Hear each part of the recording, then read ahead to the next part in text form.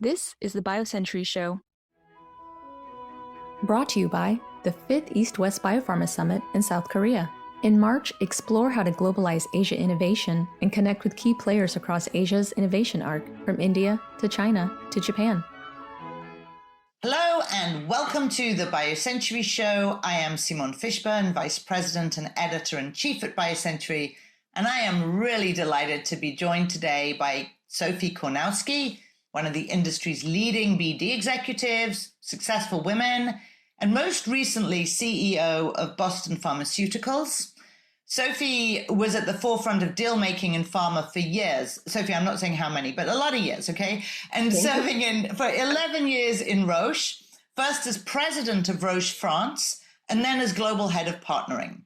In 2018, she left to join Gurney Point Capital, and then became CEO of Boston Pharma in 2022, leading it to its acquisition by GSK for $1.2 billion upfront for its phase 2 FGF21 agonist for MASH, another $800 million in milestones. Sophie, welcome to the show. I do want to get into the FGF21 field and your deal with GSK, but let's start a bit further back than that. Now, you and I have known each other for a time. I've walked and talked with you through some of this, but not all the way back. But after about 25 years or so in pharma, you chose to leave and then to join a small company as a CEO. There've been a few other people who've made that transition, but I want you to tell us from your point of view, what were the drivers? Like, how long did it take you to shake off thinking about being in a pharma, which you'd had most of your career, if you ever did? And I'll add on to that, were there things you didn't really anticipate when you became CEO? Talk a little bit about that transition. So I think we have to talk. Thank you for the question, Simone. I'm delighted to be here, by the way. But we have to talk about the question a little bit differently, because I actually went from being head of partnering to being an investor with Gurney Point Capital. So what I was really eager to do was to follow the assets I would have done a deal on. And actually, when you're an investor, you not only do the deals, but you have to also manage the asset you acquire, the company you invest in. In Gurney Point Capital, we would take majority most of the time. So you were a very active investor. And that got me excited because it was a bit challenging for me to execute the deal. And as you know, we always say at Roche, the deal is only the beginning. So there you are, you spend 6 to 12 months of your life getting a deal done, and then it flies somewhere into R&D or commercial, but you really don't have your hands on it. And I wanted to actually be able to deliver the promise that the deal would have. So this is why I joined Gurney Point Capital. So I think the experience of being an investor was just a real eye-opener because the budget is a lot more constrained when you are in small companies or even in an investment fund than when you are in a large pharma company. So that was already No. I just want to ask you to dig down on that, because when you've been in pharma, we quite often think about you as the buy side, right? And we think about farmers and investors all looking for assets. So did you have a very different way of looking at those opportunities as an investor versus when you'd been in pharma? Yes, because as an investor, you have not only to be able to identify the attractive programs, but also to know from the start you're going to have to make money out of this investment. In pharma, you're looking to enrich the pipeline. And of course, the deal have to be, positive NPV and all of that. But if there is a extension in the budget, or if you have to think about differently on the funding, you're not going to be constrained. Whereas in an investment fund, it's all about, am I going to make money out of this opportunity? And oftentimes you have to have someone coming at the table at some point. So your judgment grid is actually pretty different, even if the economics have to be positive in all cases, obviously. So going to be an investor for a few years, and then I was tempted again to go back to, my first love, which is, developing a product and make it available to patients. So there was really no debate for me that when Ernesto approached me to review the strategy of Boston Pharmaceuticals and do whatever was needed in order to make it successful, I said yes immediately, I think. I started actually at the late 21 in the role of BD support. Mm-hmm. So I moved from the investment fund to BD support, something I really knew to do. And then, over time, he asked me to be the CEO, and I took it with joy. And it was a huge challenge, but I was excited about it. Now, when you started at Boston Pharma, there was a very, very busy pipeline. And the model that we wrote about back then was in licensing early stage assets, taking them through proof of concept. So you whittled down the pipeline quite fast. How did you make those decisions, and how did you end up selecting FGF21? Yeah, so it's quite interesting because, as you may remember, I never worked on MASH in Roche. It was not in our focus. So when I joined Boston Pharmaceuticals, there were, I think, between 7 and 10 assets. I don't quite remember, and I had to figure out, and they were in a bunch of preclinical, phase 1, even phase 2. So I really had to figure out what am I going to do with this pipeline. And I did what I know to do, what I've learned over, the 25 years in pharma that you mentioned, which may be closer to 35, but I did advisory boards, and I talked to customers, and I looked at market research, whatever had been done and whatever I could do with a limited budget, and took some very experienced advisors around me. And after that, it was quite clear that of all the assets we had, 4 were really attractive, and eventually one was clearly the leader in terms of potential, differentiation, and where we could take it. And this was the FGF21 analog, so agonist. So it was extremely progressive. It didn't go so fast as you mentioned. It took me maybe 9 months to focus the company. Then we had to focus the resources, think about changing, some of the people, and then come up with a smart and targeted development plan. Okay, so let me just say, actually, 9 months from where I sit and the things that I watch and see, 9 months is pretty fast, actually. So, a lot of companies take a lot longer to do strategy. I do want to get into some of the decisions you had to make about, your team and the structure of the company and so on. But it really sounds like you took the CEO role and then you rolled up your sleeves and did a lot of that work yourself. Is that correct? I mean, how different, again, I want to sort of get into when you were in a pharma company, you had like masses of people working with you. So how was that transition for you? And was it sort of like a type A thing? You had to do it yourself. How did you go about it? Well, I love to work, Simone. So I'm not someone who is great in her office, waiting for things to come to her desk. I like to roll up my sleeves and smell a product from my own thing. Go to customers, look at market research. My last experiment at Roche in France, I attended a focus group on my last few days as a president of this huge company because I was just curious about, I forgot what product it was. So I tend to roll up my sleeves together with the teams. I don't do it alone. So in that particular case, I asked people to explain to me the product, and then there was no marketing. There was very limited business development, so someone had to do the work, and I was hiring people, developing them, and all of that at this stage where the company wouldn't have made any sense. So I did roll up my sleeve, but together with a team.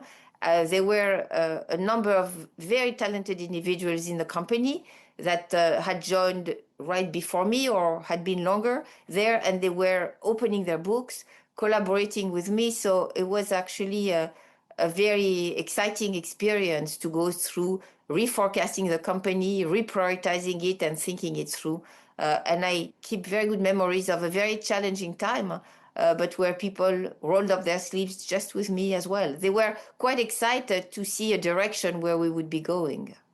Yeah, I do want to get into the field itself in a minute, but I'm going to go back to my earlier question because I think for a lot of people out there, being a CEO, especially walking into a company, is different than starting one up yourself.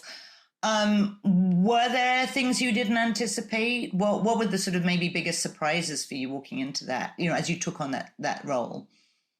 Well, I think, yeah. So when you've managed large companies in big pharma, everything is super clear from soup to nuts. Like there is a plan, you have a 5-year plan, everything is very robust. It may not fly and you may have to redo the whole thing, but someone has put together something super solid.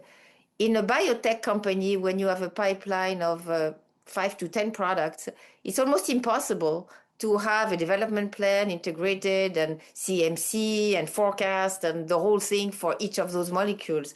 There is directional information, but not more than that.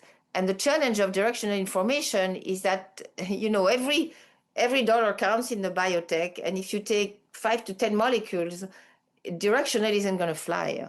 So you have to go to the next level, and then you just don't have the resources to do this. So you ask people to stop their work and start doing development plan and this and that, and then next thing you know, the whole company gets into a stop, or you just start doing it with a limited number of people and try to do analogs and benchmarking.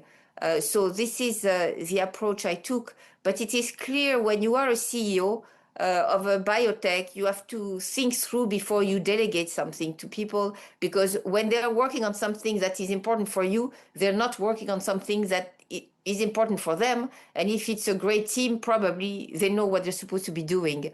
So I always ask myself as a CEO, can I do this myself, or do I really need help? And if I need help, how much help actually do I need? So this is a very conscious decisions I made. Great. So let's just talk a little bit about the journey, because there were, some critical points on that path. The field of MASH has undergone some big changes in the last few years. The first approval was Madrigal's Resdifra, and that works by a different mechanism. Now, I believe that you've been a long-time believer in FGF21. I mean, we've talked to you over the years about it. So, what did you see there? And, who did you have to convince? Well, we saw the anti-fibrotic effect of FGF21 being extremely powerful.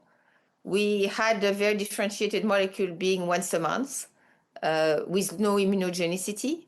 So this was also extremely impressive. And we had worked our CMC to excellence in terms of, whoever is going to have to manufacture and give this drug, have it available to patients. We really put a lot of thoughts in it.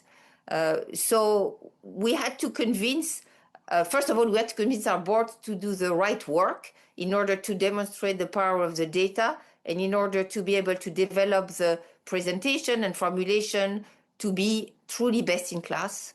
So that was a very robust and productive dialogue with our board. We had a lot of support because, as you know, my chair was Elias Zerhouni, previous head of R&D at Sanofi, so a lot of knowledge there. Previous NIH director. Yeah, as well. And Ernesto Bertarelli, who is a family founder of Serono, an enormous knowledge in terms of manufacturing and an enormous understanding of customers. It was robust discussion, but I would say we were able to align pretty fast. And then after that, we went into fundraising, a lot of very good discussions. And then pharma discussions went in parallel. And then, the rest is history. The rest is history. Pharma accelerated conversations. And we're very excited to be the first deal in that class. Took it very well. Yeah, I'm going to come to that because, I just want to emphasize that, as I said, MASH, which used to be called NASH, was a very difficult field for a long time. And there's certainly been an acceleration there.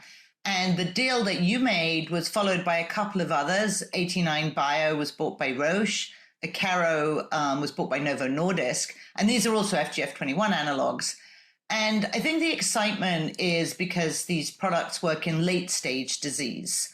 I think Novo has talked about the potential to reverse disease. How do you've been very generous on LinkedIn saying that it's great for the field to have multiple deals and assets. How do you think about this, and how much room do you think there is for multiple products in this field? Well, there is an epidemic of obesity. It hasn't gone away. People get on GLP and other mechanism. The future will tell us how much people stay on them. How is the safety able to accompany patients over time? That I think is extremely important. But that being said, reversing fibrosis take a long time with the weight loss drugs.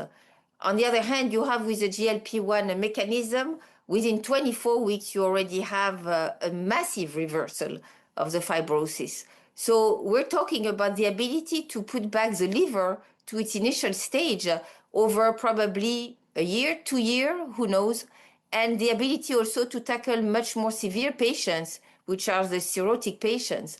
As you remember, we've talked about it, but MASH starts to be the number one reason for which people are getting a liver transplant. So the tsunami of patients having severe liver disease is massive, and I think there is enough room for the three mechanisms because also what happens with obesity is global, and it is now touching children. So we're talking about, a very, very serious situation here. Right. So let me sort of understand, because you're not saying that GLPs are going to replace FGF21s. Are you sort of, do you see a role for them complementary? Do you think there'll be combos? Probably complementary. Hopefully there is some people who are going to be able to be really well treated with GLP. And if the fibrosis is early stage, if people stay long enough on the treatment, maybe that will have an effect, but mostly it will be in combination. And this is why some of the pharma are looking at this. So there is room for everybody. And I really hope of a future where people are going to be healthier in the way they behave. But at least these medicines are going to be able to at least attack the disease at the liver level, and then hopefully the metabolic as well. Because remember, the FGF21 have also a positive effect on the cardiometabolic profile of patients, which is incredibly important. So you hope people will also get on a diet and change the way they eat and all of that, but at least you want to reverse the disease at the liver, and as much as you can reverse the disease on the metabolic side. And, there's obviously also new modalities coming into play. So we are seeing a fair amount of, activity. We're going to take a brief break now. And when we come back, we'll talk to some broader topics in drug development. The BioCentury Show is brought to you by the 5th East-West Biopharma Summit in South Korea. An arc of innovation is emerging across Asia, and Western biopharma leaders are taking note, from cross-border deals to new co's. In March 2026, the 5th BioCentury Bay Helix East-West Biopharma Summit visits South Korea for the first time. Meet the biopharma leaders putting Korea innovation on the global map. Learn why Korea has become a clinical trial and manufacturing hub. Discover if Korea is the next hotspot for new co-formation. Plus meet biopharma innovators from India to Singapore to China and Japan. Register now at biocenturyeastwest.com.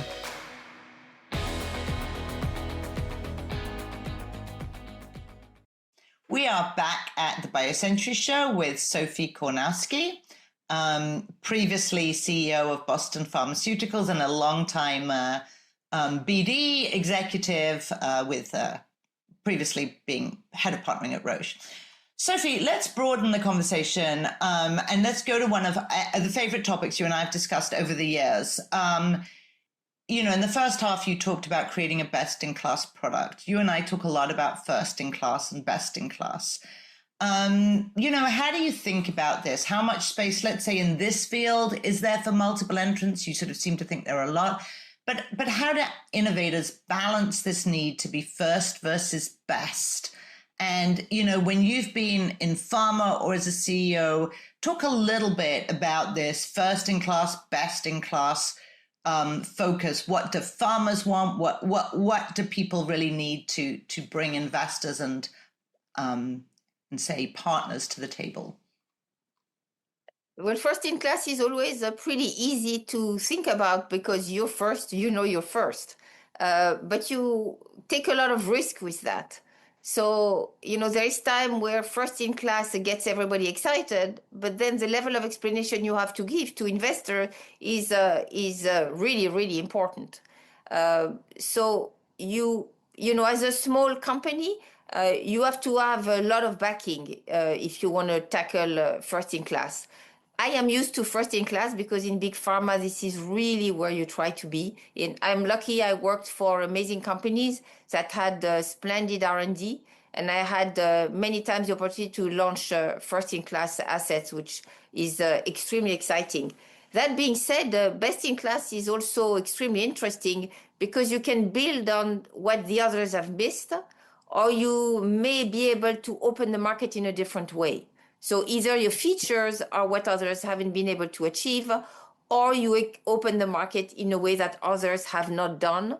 And that may expand and make a huge difference for a large number of patients. For example, going from combination therapy to monotherapy or vice versa. Or better delivery system or combined products. So I have truly enjoyed the ability to go to the next level for patients. It's always about healthcare professional and patients.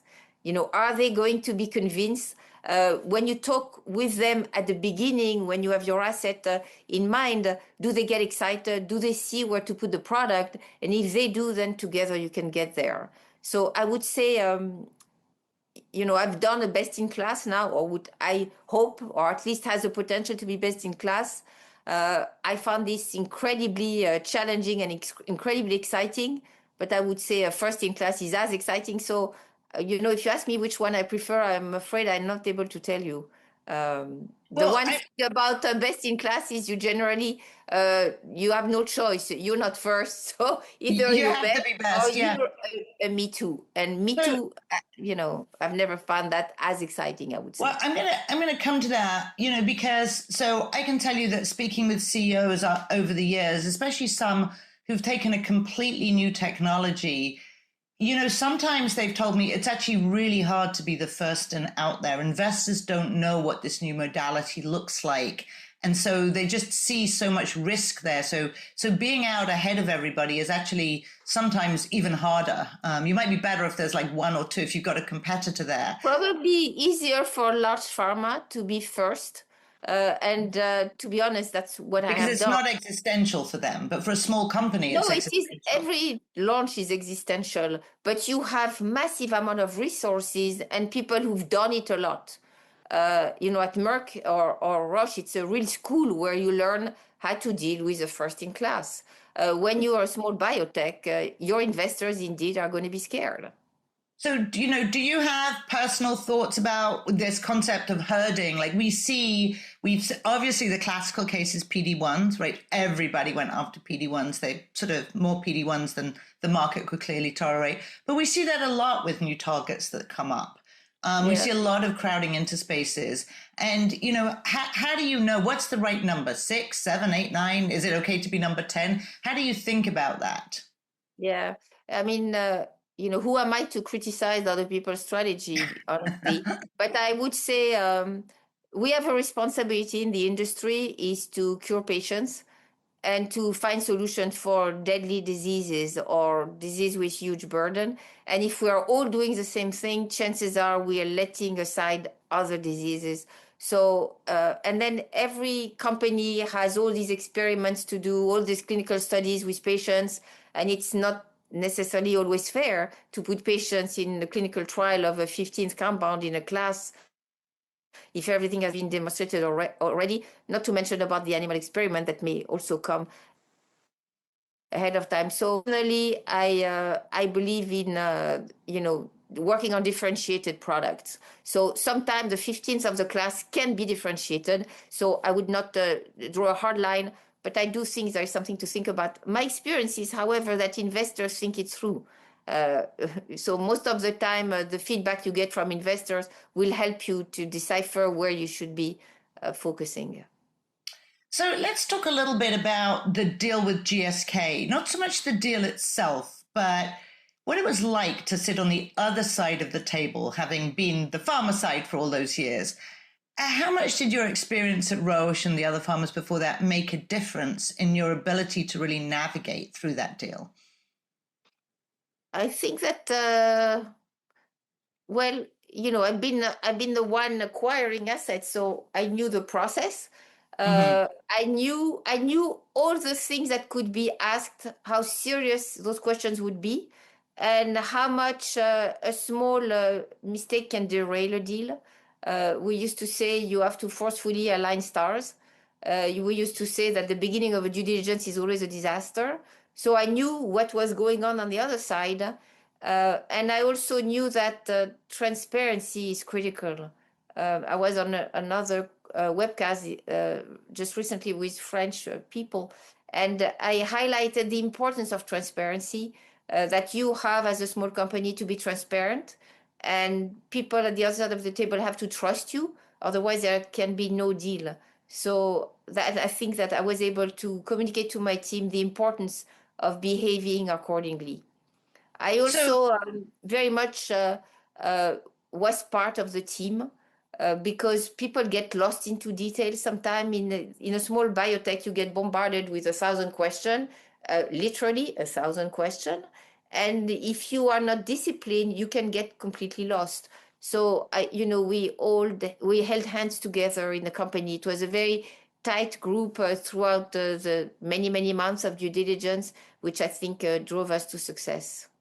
and so, you've outlined some really interesting things there. Are there other sort of mistakes that that small companies make that you can tell the CEOs out there trying to get deals, trying to get on pharma dance cards? Are there typical things to avoid in these processes other than lack of transparency, which you just talked about? Well, I think, I don't believe that you have to call a CEO to get a deal done.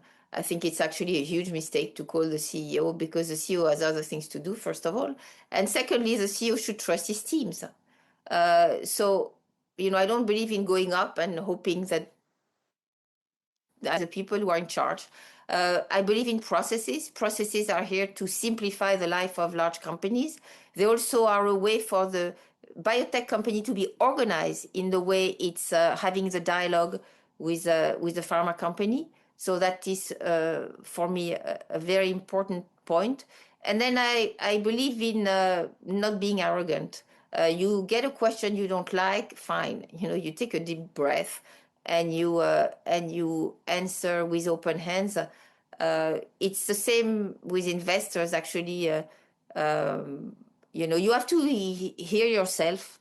When you are in those calls, you have to have the ability to be in the call and answer whatever is being asked, but also have the ability to listen to how you are actually answering. And also have enough confidence in the team so that you give each other feedback. So that you try to be really good. You have to play your A game for 9 months, nonstop. Well, all right. So, just we're coming to an end, but I want to sort of talk a little bit about China. So we've just come back. I've just come back from BioCentury's China Healthcare Summit in Shanghai. It's the 12th year we've done it. We've just seen, an incredible interest. I feel that 2025 is probably the year that biotech woke up to China. Many people in the West, and yet when we're there, huge enthusiasm. But we do see, and I see it also here to some degree, biotech's actually not really realizing that the assets coming out of China are quality assets, are competitive assets to them. How do you think about the kind of innovation and competition and deal making coming out of China? Is that something that's on your radar? And when you talk with investors and, biotechs in Europe, where you are now, and in Boston, is that front of mind for them? Yeah, well, I hear from large pharma a great excitement about assets coming from China. And for sure, these assets look like they are competitive and first in class and all of that. I think there is only so much pressure and stress a CEO in the US or Europe can have. It's a bit like when you pass an exam, you can't worry about all the competitors that may be coming up. So I would say today, possibly companies don't worry so much about the assets from China because they have their own work to tackle. But it is clear that China is coming to the table. I am not working with any Chinese company, but I am hearing it and feeling it and reading it on what's going on in pharma companies. So that is a reality. And just one last question on that. We've seen this big Innovent deal last week with Takeda. We've seen a few very big deals, and You know, in the West, we look for bellwethers that really might turn into the next Vertex or Regeneron, previously Amgen and Biogen, you know, really becoming big biotechs. Do you think that that kind of part of the ecosystem will also be filled by China companies? Do you think that we're likely to see more big biotechs based in other regions of the world, notably China? I think it all depends what's going on with pricing in the US and some of the regulation changes that could happen. So it's early days to say this. It's also a question of who is going to be the smartest in how to apply AI, how people are going to be disciplined enough to actually not only talk about AI, but implement it to results. It's still early days. Everybody has some AI injected into their pipeline or their thinking, but we don't have a lot of product coming out of that or a lot of strategy coming out of that, or at least it's not being so communicated.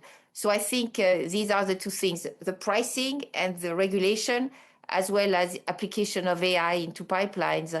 Whoever does it the best will probably have a chance to have large biotech. That being said, I think pharma will continue to be on the acquiring front. So I do think that, you know, we're going to continue to see consolidation, but hopefully, you know, acquisition is a great thing. Integration is the most important thing. To do well the integration, you remain very humble on when you think of how companies are integrated. So more to come and better to do that, I think, would be the transformation in this industry. Well, I look forward to continuing that conversation as we'll watch what unfolds there. This has been great, and I want to thank you very much for joining us today, Sophie. Thank you, Simone. It was a pleasure. Brought to you by the 5th East-West Biopharma Summit in South Korea. In March, explore how to globalize Asia innovation and connect with key players across Asia's innovation arc, from India to China to Japan. Kendall Square Orchestra provides the music for the BioCentury show. The group connects science and technology professionals and other members of the greater Boston community to collaborate, innovate, and inspire through music while supporting causes related to healthcare and education.